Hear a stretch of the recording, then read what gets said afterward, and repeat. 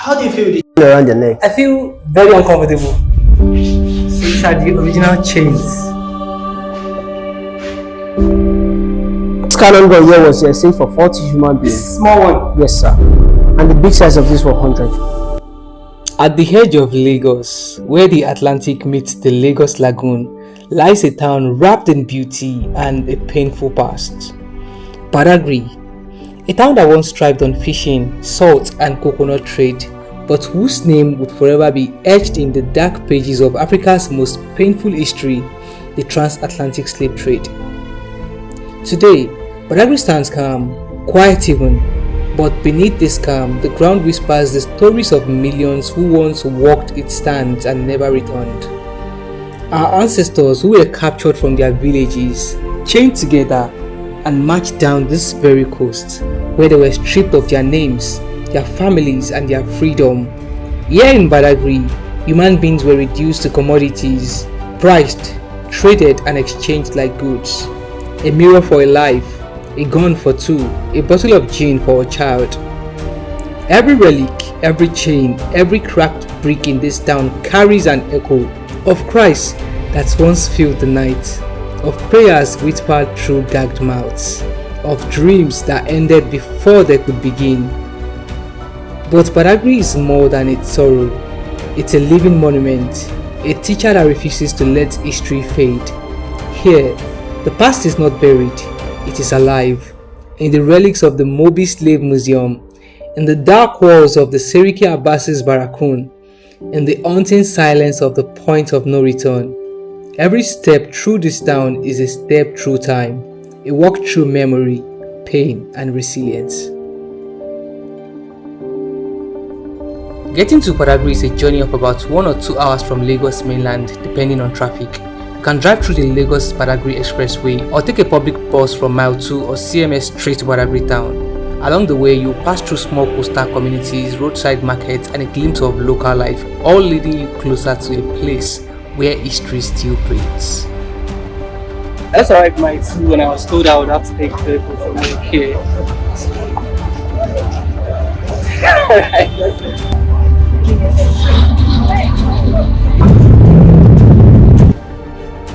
Badagry now, and I'm waiting to link up with my friend here. It's a very beautiful place. This is the main man. How you did that? Oh, We're in Badagry right now. This is Badagry. Yeah. This is Badagry. So, anyway, what's the Badagry? This junction you know. This roundabout. This roundabout. Our first stop was the Moby Slave Relics Museum, located within the Moby family compound. The Moby family were among those involved in the slave trade, and today they've turned their ancestral home into a place of learning. Inside this museum, relics from the dark era are preserved. Iron chains that once bound human hands, mouth gags, branding tools, and items exchanged for slaves, mirrors, gin bottles, and umbrellas. Each artifact tells a story of lives reduced to trade, of dignity stripped away, of a time we must never repeat. In the whole of Badagry, established in the year 1889. Interesting. So these are the original chains. Wow. Now welcome to Badagry. Thank you, sir. My name is Temitope Moby, and this is the Moby Family Slave Relics Museum. Here in Badagry. Here have the real chain, shackles, used on our forefathers during the period of slave trade. And the chain here are over 500 years old, because slave trade lasted here in Badagry for about 350 to 400 years. Badagry in the olden days was known to be a slave corridor, a slave coast. And there were two major slave coasts in Nigeria back then for transatlantic slave trade, Badagry and Calabar. And so any slaves captured from the Oyo Empire were brought down to Badagry, while slaves captured from the eastern part of Nigeria taken to Calabar. Our ancestors in Badagry were middlemen between the white and the black. They buy slaves from their fellow black, they resell to the white men. And this trade lasted for about 350 to 400 years. The trade was abolished by the help of the man buried here, Chief Sumbu Mobi. The father of the man buried here was a middleman between the white and the black. And what the father does then is to buy slaves from his fellow black and sell to the white men. Of course, this was what the people of Badagry were doing. They buy from their fellow black, they resell to the white men. And so whenever the white people come around to buy, so the father usually offer them kola nut. Usually tell them Yoruba language when you brought a Mobije, which the white men were always hear him saying. And so they nickname him Chief Mobi from there. The family now adopts Mobi as a family name, and Mobi is now a chieftaincy title in Badagry today. The father of the man buried here was a middleman between the white and the black. Now, he was also part of those who signed the treaty of the abolition of slave trade in Badagry in the year 1852. And so because the son now decided that some people are still doing the trade illegally in Badagry, the man buried here waged war against the Portuguese. Since the last vessel leaving Badagry, the slave inside the vessel, these are the real chain around their neck. And this is called the neck lock or the neck slaves. The slaves are meant to walk with this around their neck for 18 hours every day. This will remain around their neck 3 to 4 months before they get to their final destination. Please feel the weight of the chain and imagine what our forefathers were meant to walk with around their neck for 18 hours every day. Oh, this is... Can I How do you feel the chain around your neck? I feel very uncomfortable. And what about the weight of the chain? Is it very light or heavy? This is quite heavy. I'm sure you're going to feel a kind of a pain at the back of the neck. Both back and front. Now, imagine you working with this for 18 hours every day. Bro, that's... Or while traveling, this will be around them for 3 to 4 months before they get to their final destination. So horrendous. Because white men are afraid. They believe that while slaves are working and they are communicating, they could plan on how to attack their masters. So they usually gather the children, they pierce their lips with hot iron. In the morning, while going to the farm, they put this on their mouth. They padlock their mouth like this for them not to talk or eat while working on the plantation. And so they call this a mouse clip. But this is for the babies. In order for the children of the slave not to be playing about the farm, so as not to step on what their parents has planted, they gather the children together. They chain their wrists with the size of the chain. They will now make them sit under a tree far away from where their parents are working. So they call this a light chain. Like this is a torture weapon for stubborn slavery if to work inside a farm. Slave disobeys master. They force this into their hand down to the wrist, and this doesn't go in easily. They will need to break the bone. They break the bone, force this to the wrist. After forcing this to the wrist of the slave, they make them climb the platform. They unscrew this side and screw this up to the tall tree. The slaves will now be hung on the tree, dangling from morning till night. Slave don't bear name during the period of slave trade. They bear the name of their master. Now, for the white men to be able to identify their slaves, they will need to put this in fire. When this is red hot, they will now use this to write the name of the owner of the slaves on the body of the slaves. And this is what you now adopt as fashion today. Tattoo is what we call that. The second form at the same time. Yeah. 2 legs going in this. Padlock this around their ankle. Wow. Okay, like this. Yeah. Damn. And you can see that it's tight. It is. So it will be very difficult for them to run away with this around their ankle at a time. This of virgin back then was a for 10 slaves. This is for 10 slaves. Yes, sir. Mirror for 10. Mirror for 10. Umbrella for 40. Umbrella. This cannon gun here was a for 40 human beings. This small one. Yes, sir. And the big size of this for 100. Why do we need this? They brought this to us so we could wage war against ourselves. Capture slaves, sell back to them. I call that divide and conquer. Slaves are meant to drink water from this bowl at a time. Slave drinking water bowl. Yes. They have access to food and water once in a day. There's a particular time they drink water during the day. And so they have to drink with their hand being tied to the back. So most time they struggle to drink. In the course of struggling to drink, they push one another, they get caught by the edge of this pot. The blood drips into the water. They drink the water like that because they have access to food and water once in a day. Finally, this is the well at the point of no return. The spirit attenuation well. The slaves were forced to drink from this well. They were also forced to make this recitation. After drinking and making the recitation there, they become less aggressive, they lose their memory. And that well was the reason why Nigeria was a large...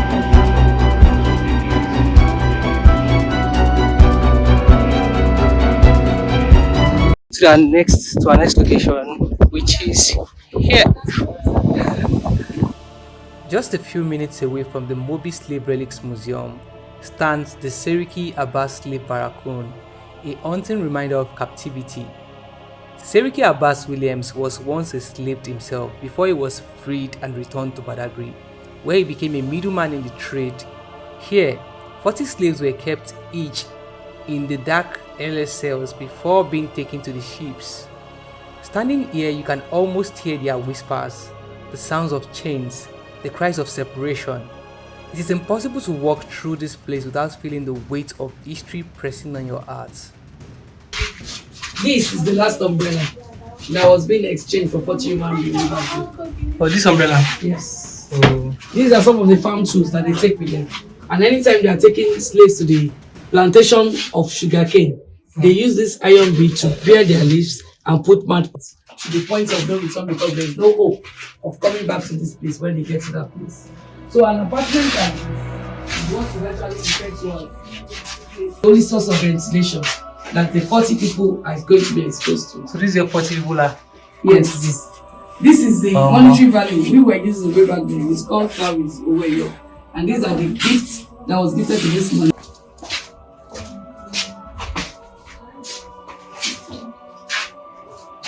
So, this is the clothes that he was putting on the day of the coronation when they made him Seriki. The staff of office as well as the turban that they wore on him. That's what we wore and seated on the mannequin. And these are some of the photographs of the slaves when they are being punished. This man, what he have here is building collapse some years back, and this is the door at the entrance. We brought it into this gallery.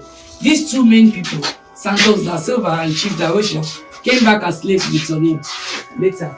What is this iron used for, man? But like I said earlier, they are no longer using them as slaves. The family has this well was not as South Africa for and it's still in the 1847.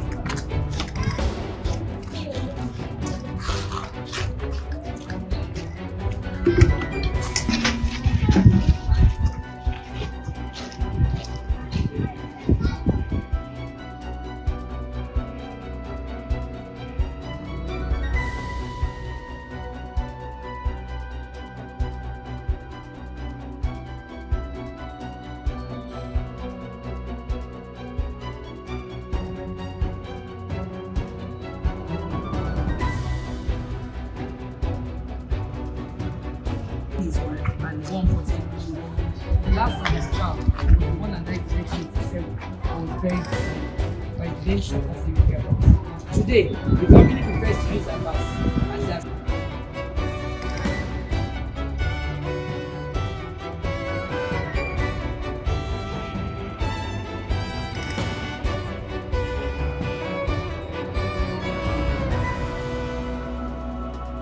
Point of no return. Sleep pots.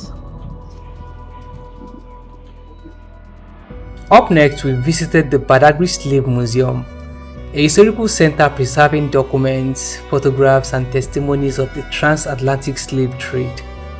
Here, the full scope of history unfolds, from capture to transportation to the painful journey across the Atlantic. It's a place for learning, reflection, and healing, a reminder that while we cannot change the past, we can understand it and use it to shape a brighter future. Came to West Africa with some materials on the chalet alone. Still taken from here down to the blessings on the plantation, where they planted sugarcane, cotton, tobacco, and rice. Harvest from here taken back to Europe for manufacturing and brought back to West Africa in exchange of the slaves. So it's 6 uniform triangle. That's why it's called Atlantic Triangular Slave Trade. Or Atlantic Slave Trade in 14th to 18th century. So this house we have been paying that change. You get it? If you don't get it, forget about it. This is a white slave section. I said, well, I will do. I don't want to tell you again. On that, it's a symbol of this campaign against slavery.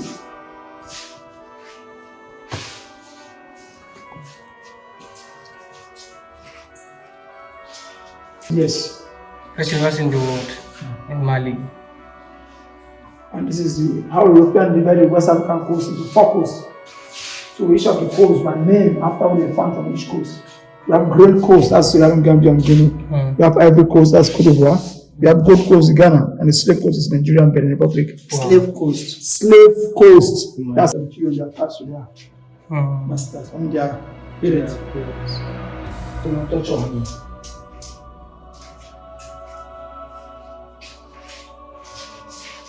So, The separation of the family with different countries. Wow. So they rejected. I'm rejected. And this is paint is really slave market.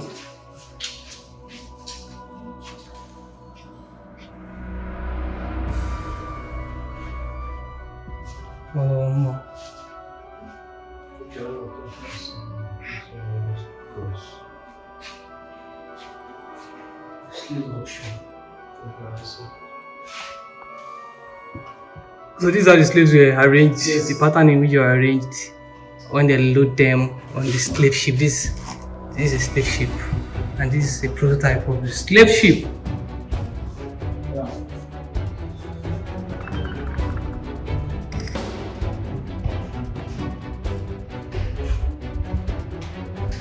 The people who abolished slave trade.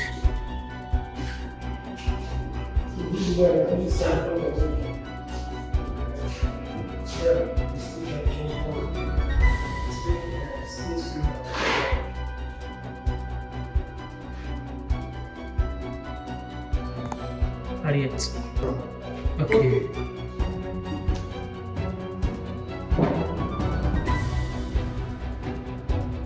Come on, look at that.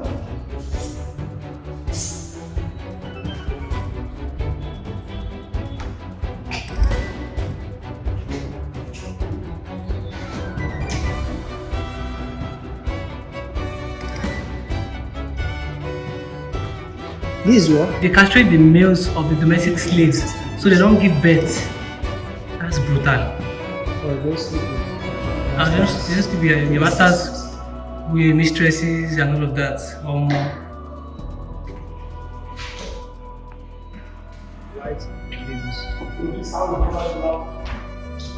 So these are the wet nurses, and their own job is to give up their children so that they can breastfeed the white babies. Bro, that's about me. Gents. Okay, just calling me.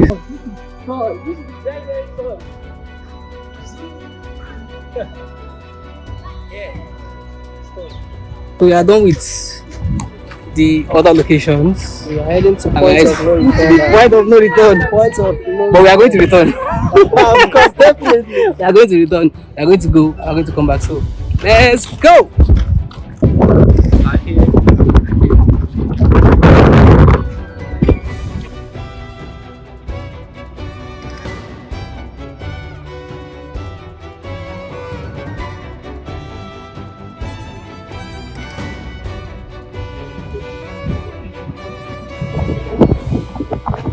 We are here and we are ready to head to the point of no return, and I cannot wait to see what that has in store for us. Here comes our boat. Kamala. Hello. Ojo ogun le o. Point of no return. Let's go. Let's go there. Point of return. Let's go.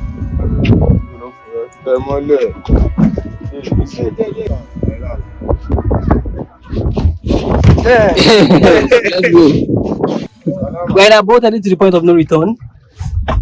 Point of return for us. I will see you guys when we when we get on top of the water. I'm going to continue doing video. Parts now. Our slaves mama running Google party. With chains on their With chains on their necks. Single file. Chains on their neck on a single file and trade this part. It's the point of no return. We'll check for about 6 kilometers. Welcome to the second point on this island, and this is the entrance of the well I'm talking about. Used to give our ancestors our slavery. Any slave that drink this particular water will look submissive for the white people. After you drink the water, you still continue the journey to final destination. You know, But it's a must for every slave. Yeah, and every slave must drink this particular water. When the slave trade started in Badagry, this particular well was dug around 1502. Oh. if you look at this environment of this island, nobody fetches water because of the history behind this particular well. That's why the story continues to find our destination. We want to continue the journey to find our destination. So let's go. That's Atlantic Ocean. Let's go. But the name of the island, we call it original spot, Slave Spirit Attenuation Well. Slave Spirit Attenuation.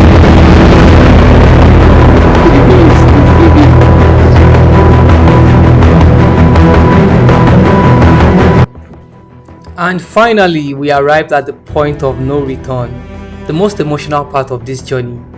After crossing the Badagry Lagoon, enslaved Africans were marched along this 2.5-kilometer path, their last steps on African soil. Once they reached the ocean, they were loaded onto ships bound for the Americas. They never saw home again. Today, it's a quiet stretch of sand lined with coconut trees and monuments.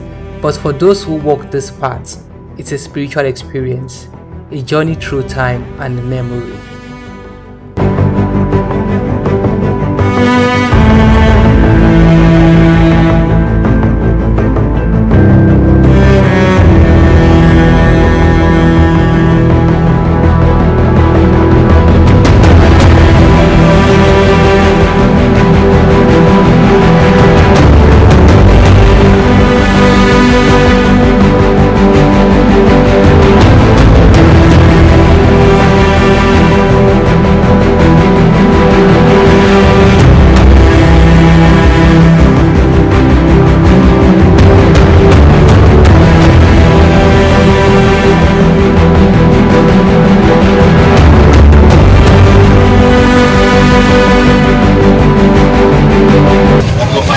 I'm already in Badagry, and this is day 2 of our tour.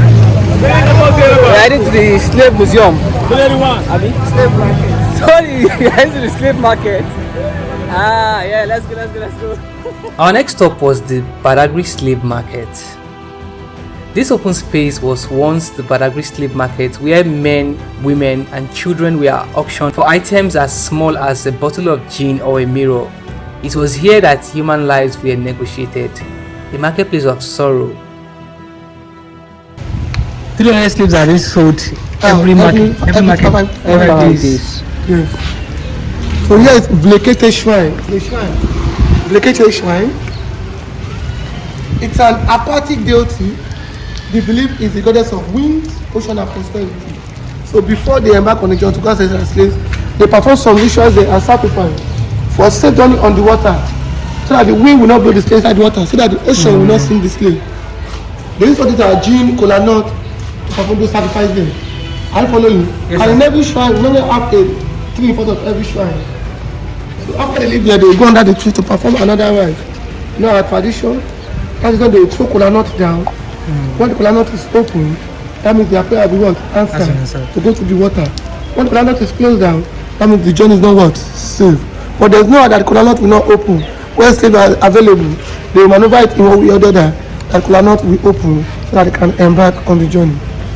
And this shrine has been existent before the slave market. And this shrine has been existent before the king of Badagry. Okay, any question before we continue? Yes, sir. Richard Lander visited Badagry that same year. I came to Badagry in the year 1825. So Richard Lander visited Badagry that same year when he was coming from Katunga, Old Oyo. We called Oyo at that time Katunga. The Portuguese slave merchant that was already in Badagry at that time reported Richard Lander that he came for that to come and spy, because British abolished their own slavery in 1807 before 1825. And this place is like a customary court where they try people. Maybe you are guilty or you are not guilty. So he was tried here. This is the king of Badagry at that time. The two ships in Badagry. Here's the ship is. He was trying to take a concussion to prove maybe he's guilty or not. Assuming he's guilty, when he takes concussion, he will do what? He will die instantly. But because he's coming to Badagry to make sure slave trade must be abolished in Badagry, not to come and spy, he take the concussion and he survived the trial. Nothing happens to him. Now there is one perspective, and I only ask to that. My own perspective. Assuming you are using this concussion in Nigeria, I know you are not from Nigeria. Are you from Nigeria? I'm Nigerian. Okay, sir. Assuming you are using this concussion in Nigeria, I know Nigeria are better than we all the other. Of course. All is up. Yes, sir. Follow that page.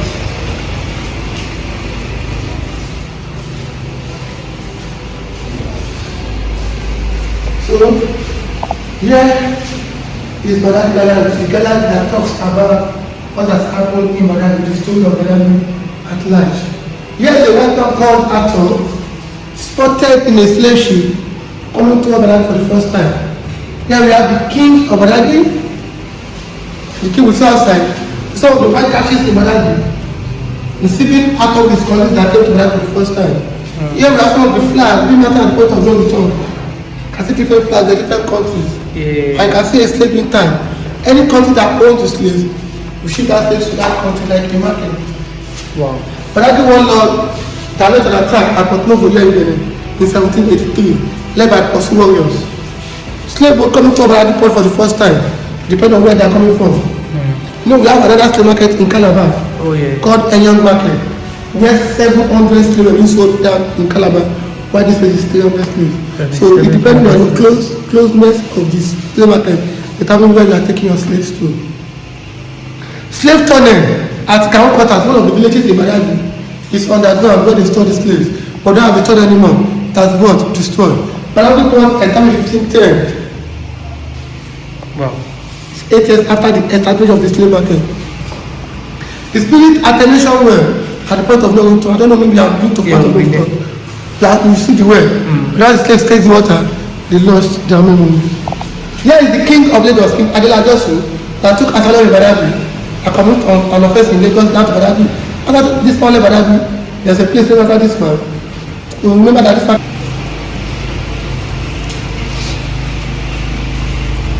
So this is enslavement gallery, how they capture the slaves, how they move the slaves from one place to another.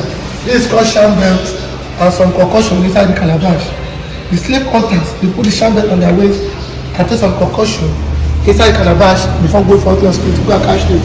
They use this for protection. Here we have the African toilet drum. The African toilet drum. You can see the drum is very tall. It's having breakdance, cover festivals in Africa. In the last 3 eras that talks about slavery, can see change in the last 3 eras. Yeah. So the people that beat the drum are those people that put stick that are one with the stick worker. Again, they are not that beat the drum. I know you have seen this in Badagry, a bottle of drink for 10 slaves. Manila, like iron. These are the shackles for the slave. These are the knife from the eastern line to the slave market where they were coming from. So here is the market gallery. Here we have the market in the world, apart from this very slave market. The greatest slave market established in 1502. This is the slave market in 1502. Slave market in Paris, in France in 1778. The Sungu Mobi people inside the Badagry where they store the slaves. Slave market in Algiers, in Algeria in 1684. Caribbean slave market around 1640s. The auction and negotiations in USA, White Dutch company, glass place in USA, slave market in Brazil called Salvador slave market in 1680 to 1846. Wow. So here we have black card sales, Junior, Bonanza.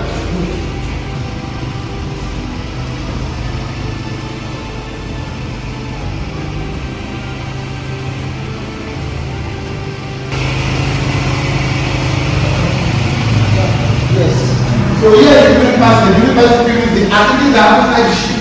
How they move through the ship from one place to another. Inside the ship is the middle passage. If the ship cannot move very fast, the white master decided to throw some inside the water for the ship to be lighter. Some of the ship will be eaten by fish, some of the ship will be eaten by sharks. They are doing that if they do not offer the ship, it is possible the ship will capsize and everybody will die inside the ship. Here is the leader, one of the biggest spots in Benin, called Wida. Yes, Wida. So here's the last slave that left Badagry from Bahia that I've said before. Last slave that left Badagry from Brazil in 1888. The slave Victoria slave trade. First slave back from the slave coast in 17th century. I know this story. The sergeant colony of the US of Georgia in 1802, the Igbo people, they entered water together and they commit mass suicide. Now it's better for us to die together than to be a slave. These are the greatest slaves. Here we have this is how they load the ship, the upper deck and the lower deck of the ship. That's how the Japan is placed together in the lower deck of the ship. The Salt Massacre, where the parties stay on to inside the water for the ship to be lighter. So that will be eaten by fish, so that will be eaten by sharks. The example of this is the ship that I mentioned before. And the South Africa going through the two shed, they will shed the slave before selling them out. And Arab slaves to the Red Sea. Arab of Western Africans to the New World. The helpless Africans to unknown destination, where some of them were killed, one side will be used as sacrifice. Except African coming down from the slave ship in the 16th century. This is the military station inside the ship. The upper deck, the middle deck of the ship, and the lower deck of the ship. Wow. Let's see the dungeon. So, here is the dungeon where the unsold slaves were kept another market day. And the market day is every 5 days they are sold. So after they select the slave, the leftover will be yet another 5 days. And at that time, there's no bamboo that's around the dungeon, and there's no roof. Rain will fall on them, sun will shine on them, and there's no staircase. They use ladder to bring them in, and they use ladder to take them up. And the dungeon is very deeper than this. They surface to this level so that the tourists can have access inside the dungeon. Very deeper. Let's go inside.